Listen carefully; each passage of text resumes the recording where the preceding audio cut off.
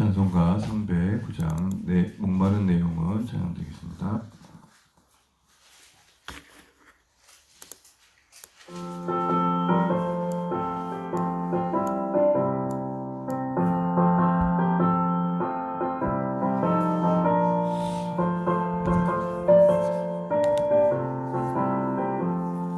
마른 내 영혼 주가 이미 허락한 그 귀한 영생수 주여 갈망합니다. 그 약속 따라서 힘써 간구하오니 오 주여 내게도 어서 들어주소서. 예수의 사랑 예수의 사랑 바다 물결같이 내게 임하니 영광의 물결에 온전히 쌓여서 내 영혼의 기쁨 한량없도다. 주 내게 약속한 금비 내려주시려 은혜의 저 구름 건너편에 떠올라 그 귀한 징조가 내게 밝히 보이니 나 힘을 다하여 주께 간구합니다. 예수의 사랑 예수의 사랑 바다 물결같이 내게 임하니 영광의 물결에 온전히 쌓여서 내 영혼의 기쁨 한량없도다.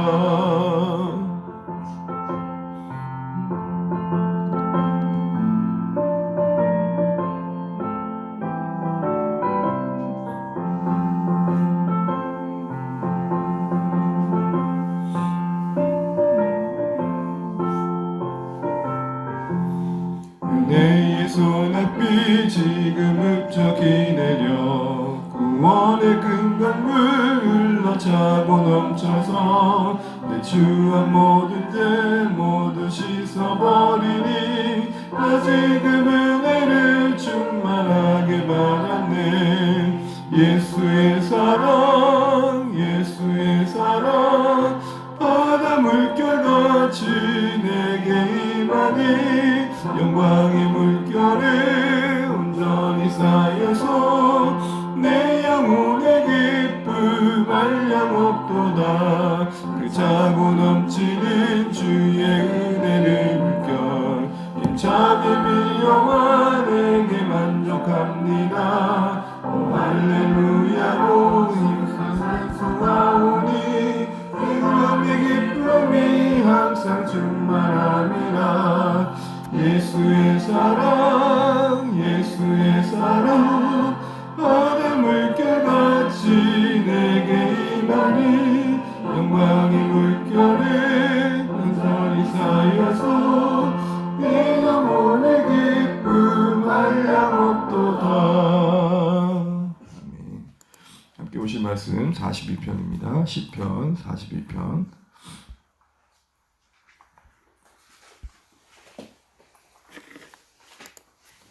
1절에서 11절입니다. 시편 42편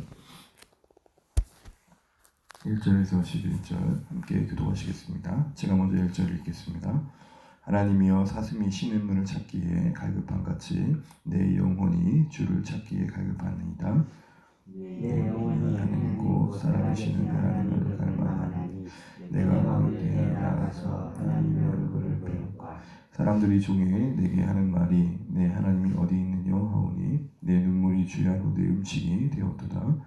내가 전에 성의를 지키는 우리와 동행하여 기쁨과 감사의 소리를 내며 그들을 하나님의 집으로 인도하였더니 이제 이 일을 기억하고 내 마음이 상하는도다.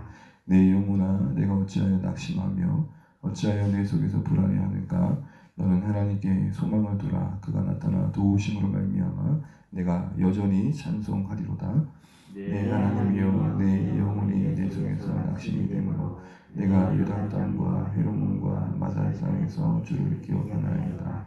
주의 폭포 소리에 깊은 바다가 서로 부르며 주의 모든 파도와 물결이 나를 휩쓸었나이다. 낮에는 여호와께서 그의 인자하심을 베푸시고 밤에는 그의 찬송이 내게 있어 생명의 하나님께 기도하리이다. 내 반석이신 하나님께 말하기를 어찌하여 나를 잊으셨나이까. 내가 어찌하여 원수의 압제로 말미암아 슬프게 다니니까 하리로다. 내 뼈를 잊음과 같이 내 대적이 나를 비방하여 늘 내게 말하기를 내 하나님이 어디 있느냐. 다 같이 읽습니다. 내 영혼아 내가 어찌하여 낙심하며 어찌하여 내 속에서 불안해하는가. 너는 하나님께 소망을 두라. 나는 그가 나타나 도우심으로 말미암아 내 하나님을 여전히 찬송하리로다. 아멘. 기도하며 감사합니다. 앞뒤 옆에 인사해 주겠습니다. 하늘 공무에 만드십시오. 네. 오늘 시편 42편은 말씀드린 것처럼 이제 시편이 5권으로 묶음이 되어 있는데 두 번째 권의 첫 시가 42편입니다. 오경에 모세 오경에 빗대어서 연결을 시키는데요. 그러니까 그렇게 보면 창세기, 출애굽기 부분과 연관된 부분이라고 생각하시면 될 것 같습니다. 주로 구원과 관련된 내용들이 나오는데요. 그리고 오늘 시제를 보게 되면 고라자손의 마스기라고 되어 있습니다.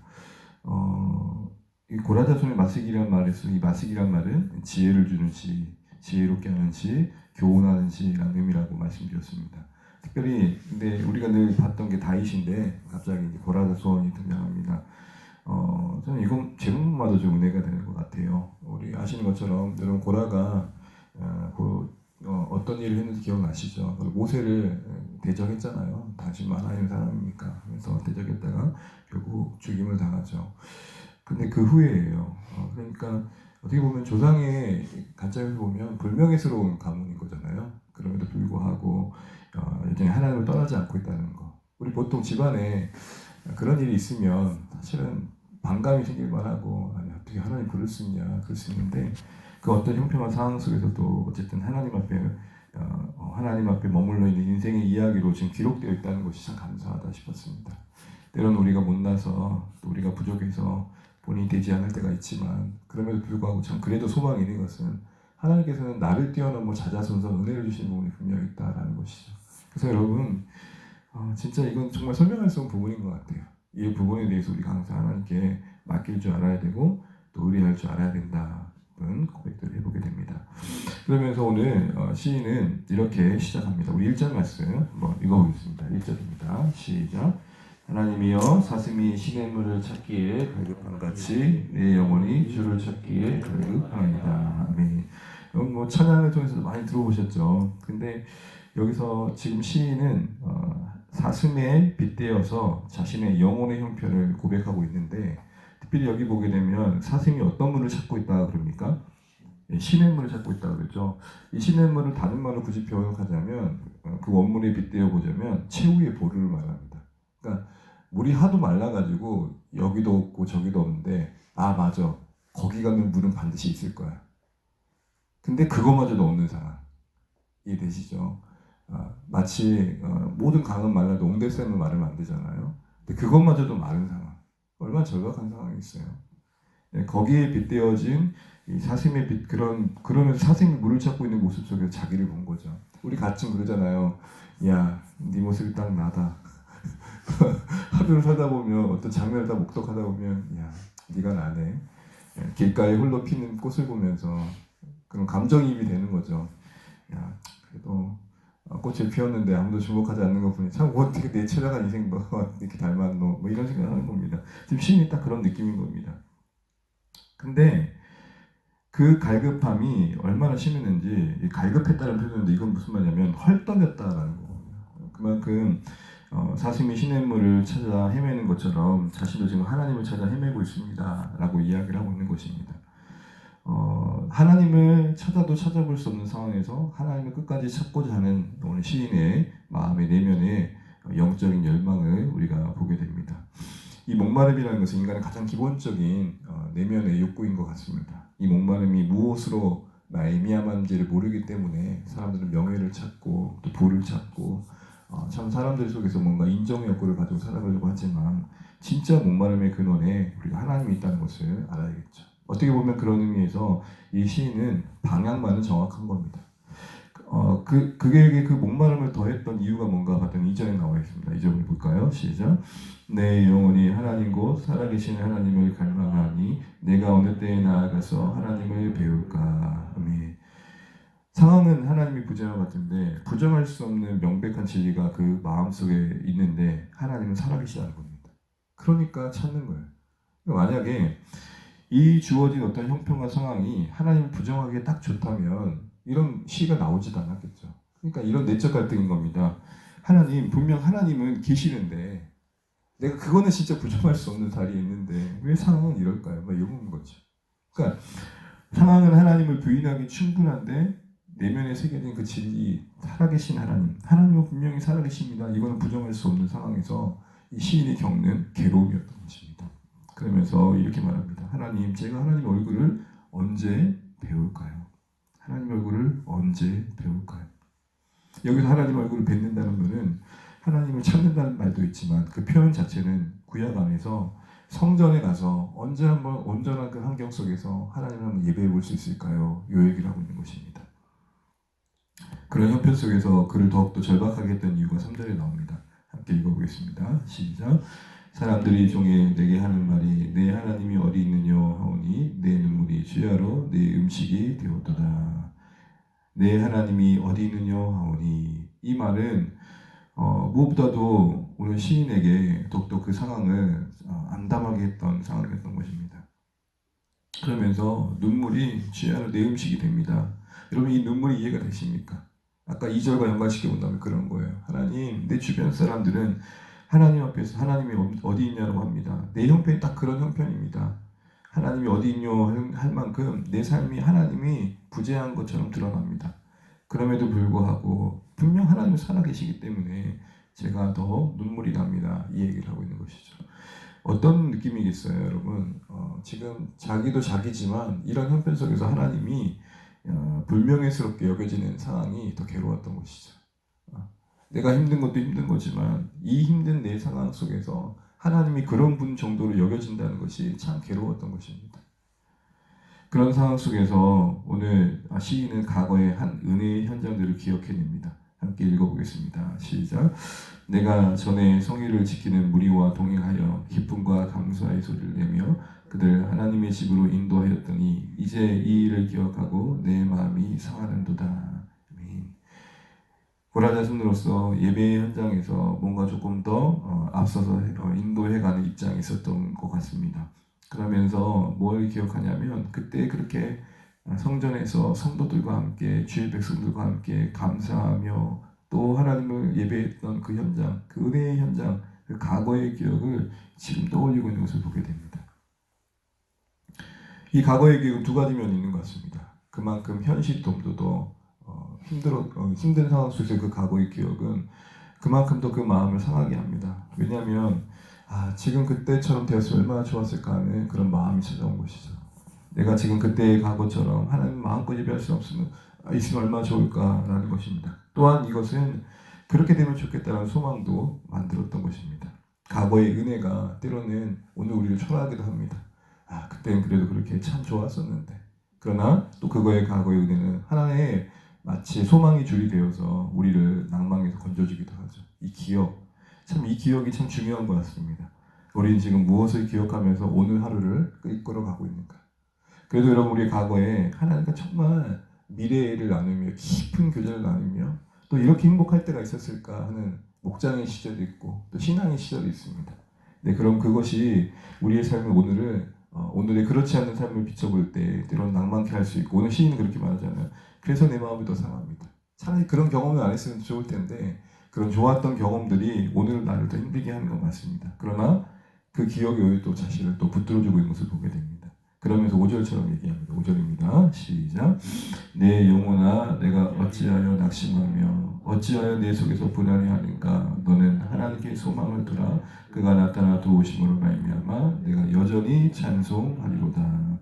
아멘. 시인은 지금 누구에게 이야기하고 있습니까? 자기 자신의 영혼에게 이야기하고 있습니다. 여러분 우리 안에서는 선한 게 절대 나올 수 없습니다. 우리는 들어야 됩니다. 우리 안에는 가만히 생각해 보면 올라오는 건 염려요, 불안이요, 근심이요, 또 부정적인 생각들이 훨씬 많지 진짜 선한 것이 안 나옵니다. 그래서 신앙은 내 안에 있는 걸 묵상하는 게 아니라 나에게 말씀하시는 하나님을 묵상하는 거죠. 신은 자신을 객관화하면서 그렇게 낙심하고 두려워하고 불안하는 자신을 향해 소망을 도하고 격려하고 있습니다. 여러분 이런 의미에서 제가 한 2주 전에 수요일 때 나눴던 것처럼 신앙의 가장 중요한 것은 복음의 가장 큰 장애물 중에 하나는 내 안에 내재된 감정, 내 안에 생각일 때가 참 많습니다. 그래서 신앙의 기초는 어디에 든다고 했습니까? 감정이 아니라 그때 그 순간순간마다 찾아오는 감정이 아니라 나를 향해 어떻게 하나님을 말씀하시냐의 약속인 거죠. 그래서 신앙은 감정이 아닌 객관적인 하나님의 약속에 기초할 필요가 있다는 것입니다. 그러면 제가 비행기 얘기를 드렸잖아요. 조종사가 훈련받을 때 항상 하늘 그 창공에서 어디가 위가 어디가 아래인지 모르는 그 상황에서 어디를 보라고 자꾸 훈련한다고 했습니까? 계기판을 봐라. 위 아래가 어디인지 헷갈릴 수 있는 상황 속에서 반드시 계기판을 봐라. 너 스스로 여기가 위지라고 생각하고 조종관을 만지면 안 된다 얘기하는 것이죠. 그러면서 자신을 격려하면서 소망 중에 다시 한번 앞으로 계속해서 그 하나님의 도우심으로 찬양하게 될 날들을 바라봅니다. 그러면서 6절에 이어지는 내용 속에서 그의 고백에 또 다른 면들을 보게 됩니다. 6절 한번 보겠습니다. 시작. 내 하나님이여 내 영혼이 내 속에서 낙심이 되므로 내가 요단 땅과 헤르몬과 마살산에서 주를 기억하나이다. 아멘. 아까 5절은 자신에게 그렇게 격려했다면 이제 이 시인은 또 다른 면에서 주님을 기억함으로써 낙심된 마음을 이겨내고 있는 걸 보게 됩니다. 근데 그 기억하는 장소를 보십시오. 요단 땅, 헤르몬, 마살산. 정확하게 어디인지 모르지만 분명한 거는 성전으로부터는 성전에 예배할 수 있는 그 처소에서 성전으로부터 멀어진 곳이죠. 근데 거기서도 주를 기억하고 있습니다. 우리에게 뭘 보여줍니까? 우리의 일상도 예배의 처소로부터 많이 떨어져 있죠. 그러나 물리적인 공간은 분명 떨어져 있지만 그곳에서도 예배할 수 있다. 여러분 지지고 볶는 그 삶의 자리가 예배의 처소와는 거리가 멀지만 거기서도 예배할 수 있다. 이거를 우리가 반드시 기억할 필요가 있다는 것입니다. 근데 어디가 예배의 처소가 됩니까? 주를 기억하는 그곳이. 여러분이 일상에서 보내는 그 현장에서 주를 기억하는 그곳이 주님을 예배하는 현장이 될 수 있다는 겁니다. 그때 얻는 은혜의 유익이 무엇인가 봤더니 7절에 나와 있습니다. 7절 한번 읽어보겠습니다. 시작. 주의 폭포 소리에 깊은 바다가 서로 부르며 주의 모든 파도와 물결이 나를 휩쓸었나이다. 여기 보시면 폭포, 바다, 그리고 파도, 물결이 나옵니다. 근데 그 앞에 관형사가 붙어 있습니다. 동일하게 뭐가 붙어 있습니까? 주의 폭포, 주의 파도, 물결. 폭포와 파도와 물결 그 자체는 오늘 시인이 자신을 향해 둘러싸고 있고 자신을 압도하려고 하는 상황 그 자체를 묘사한 겁니다. 버거운 상황, 무거운 상황, 감당할 수 없는 상황. 근데 그게 뭐로 바라봐집니까? 주의 폭포로. 이 폭포 자체는 감당할 수 없지만 그것조차도 주님의 통치 아래 있다. 하이데베르크 요리분답의 1문에 성도에게 유일한 위로가 무엇입니까? 사나 죽으나 성도된 자들에게 유일한 위로가 무엇입니까? 라는 구절에 이런 말씀을 말합니다. 우리가 우리 주 예수 그리스도의 겉된 것입니다. 그래서 하나님께서 아버지로서 때로는 머리털 하나도 그냥 떨어지지 않도록 세밀하게 보호하고 계시는 그 사실입니다. 그리고 보호하신 가운데 우리를 저 천성까지 이끌어 가실 그것입니다. 라고 말을 합니다. 고난받고 있는 성도들에게는 복음은 또 다른 면에서는 큰 위로가 되는 것이 바로 그것이죠. 나는 여전히 하나님의 소유되어 있다. 그 관점에서 지금 시인은 폭포 소리와 파도와 불결로 비유되어지는 고난을 주애라고 해석하고 있습니다. 근데 이것조차도 주님의 허락하신 가운데 있다. 그러면서 그의 상황을 다독이고 있는 것들을 보게 됩니다. 이런 다독임 속에 나오는 고백이 8절입니다. 함께 보겠습니다. 낮에는 여호와께서 그의 인자하심을 베푸시고 밤에는 그의 찬송이 내게 있어 생명의 하나님께 기도하리로다. 그래 여전히 하나님의 인자하심 나를 둘러싸고 있고 그 하나님의 이 시간 이 깊은 밤 내가 하나님을 예배해야 된다. 나 하나님께 기도하겠다라고 하면서 다시 한번 기도를 이어가고 있는 시인을 봅니다. 그러면서 다시 한번 구절을 보시게 되면 근데 그 기도의 내용 속에 하나님께서 자신을 잊으신 것에 대한 또 애타람이 나와 있습니다. 그리고 나서 10절 한번 읽어보겠습니다. 10절입니다. 시작. 내 뼈를 찌르는 칼같이 내 대적이 나를 비방하여 늘 내게 말하기를 내 하나님이 어디 있느냐 하도다. 앞에서 3절에서도 종이 들었던 말인데 또 그 말이 그 귓가에 들려집니다. 우리는 벗어날 수 없는 것 같습니다. 늘 반복되는 상황을 직면하게 되고 늘 반복되는 말을 듣게 됩니다. 그럼 우리 또 뭐죠? 다시 반복해서 하나님께 나아가는 거죠. 또 다시 반복해서 하나님이 내게 말씀하신 걸 붙드는 거죠. 우리는 상황의 반복에 자꾸 노출될 때가 많습니다. 그럼 그럴 때 살 길은 뭡니까? 다시 두세 번 반복되더라도 하나님께 나아가는 것이고 하나님 내게 뭘 말씀하는지 생각하는 것입니다. 그 상황을 피하면 완전히 벗어날 거라 생각하는 것 자체가 사실은 잘못된 거죠. 여러분, 낙심은 끝없이 찾아올 수 있다는 걸 아는 게 지혜입니다. 염려는 끝없이 찾아올 수 있는 게 아는 게 지혜이고, 내 대적은 언제나 늘 비방하는 말과 우리 악한 자는 우는 사자와 같이 늘 신자를 둘러싸면서 틈을 보면서 공격할 기회를 갖고 있다는 걸 기억하면서 그때마다 우리는 다시 복음으로 그 믿음의 방패로 복음을 들고 대적해 가는 겁니다. 화살을 쏘면 불화살을 쏘면 그때마다 방패를 들면 된다는 것입니다. 그 11절에 같은 고백을 다시 한번 시인하고 있습니다. 우리 이걸 읽고 마치도록 하겠습니다. 시작. 내 영혼아 내가 어찌하여 낙심하며 어찌하여 내 속에서 불안해함인가. 너는 하나님께 소망을 두라. 나는 그가 나타나 도우심으로 말미암아 내 하나님을 여전히 찬송하리로다. 아멘. 이 말씀을 보면서 우리 신앙의 여정이 무엇인지를 다시 한번 생각해 봅니다. 자주 낙담하고 넘어지는 게 우리입니다. 그러나 다시 한번 그때마다 하나님을 찾는 것도 우리여야 한다는 것입니다. 오늘 시인의 이 고백 속에서 정말 최후의 보루인 시냇물마저도 없었던 그 형편 속에 처해 있는 상황에서도 이 소망을 이어가는 이 시편의 고백 속에서 우리가 다시 한번 하나님 앞에서 어떻게 살아야 할지를 보게 됩니다. 오늘 한 날도 내 영혼아 왜 그렇게 낙심했느냐. 이 낙심이란 말이 참 그래요. 물 녹듯이 이렇게 녹아져 있느냐 이런 표현이거든요. 불안이란 말은 무슨 말이에요? 왜 이렇게 투정되느냐 이런 거예요.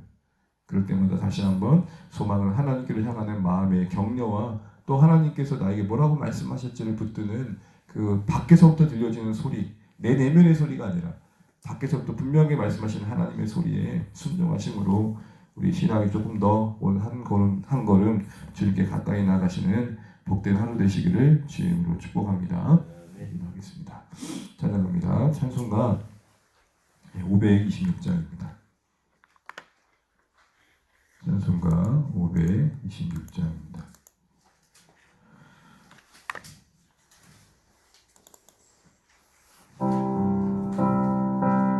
526장 목마른 자들아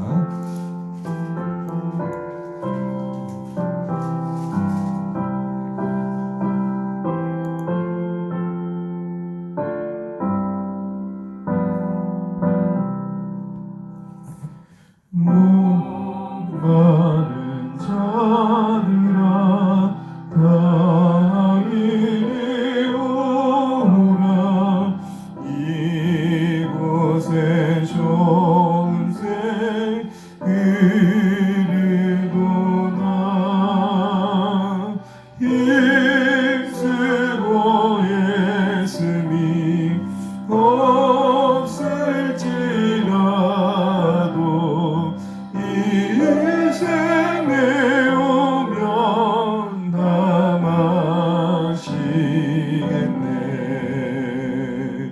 이 샘의 솟는물 강같이 흘러 온 천하 만국에 다 동하네.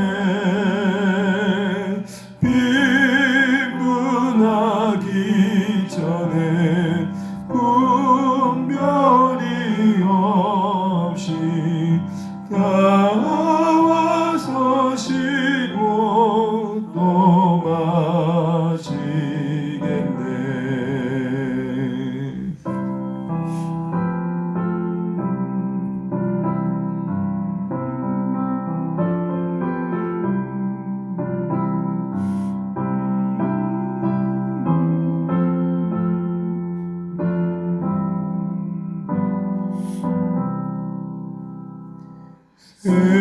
생명수 샘물을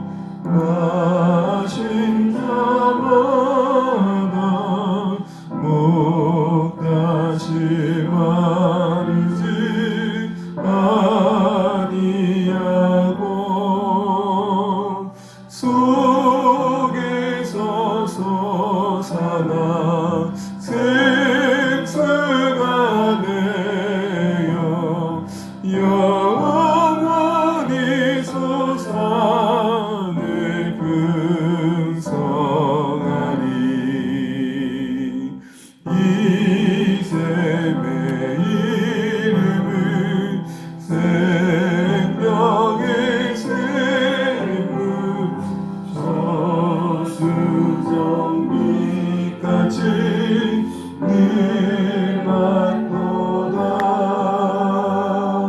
어린 양 모자가 근원이 되어 생명 스승이는